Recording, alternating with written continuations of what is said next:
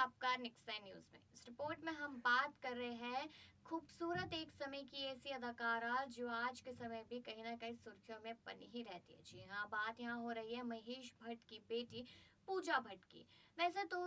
इतना अब आजकल सुर्खियों में नहीं रहती है, लेकिन फिर भी एक पुराना किस्सा अब सामने उठकर आ चुका है, जिसमें साफ साफ ये बात हो रही है कि उनके जो मंगेतर थे उन्होंने नशे की धुत में पूजा भट्ट पे हाथ उठा दिया था, उनके साथ मारपीट की थी और यहाँ तक कि उन्हें सर्जरी भी करवानी पड़ी थी। तो आखिरकार ये पूरा किस्सा क्या था वो आपको बताते हुए चलते हैं। बता दें कि जब एक बार पूजा भट्ट फिल्मों के दौरान की बात है, जब फिल्म आई थी जिस्म, तो उसमें रणवीर शौरी और पूजा भट्ट रिलेशन में आ गए थे और यहाँ तक कि वो दोनों लिव इन में भी रहना शुरू कर दिया था उन लोगों ने। और उसके साथ साथ इनके रिलेशनशिप को लगातार टाइम भी होता गया।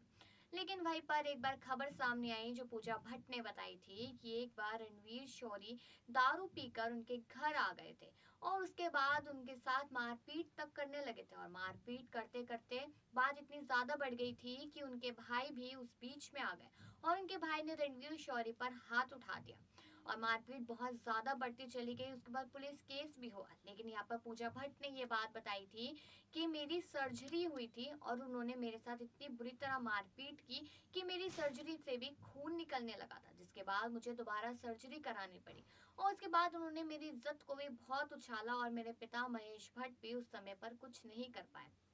लेकिन अगर और विस्तार से आपको बताएं इस बारे में, तो पता चले कि जिस्म फिल्म के दौरान दोनों करीब आए थे और लिव इन में रहना शुरू कर दिया था और साथ ही साथ पूजा भट्ट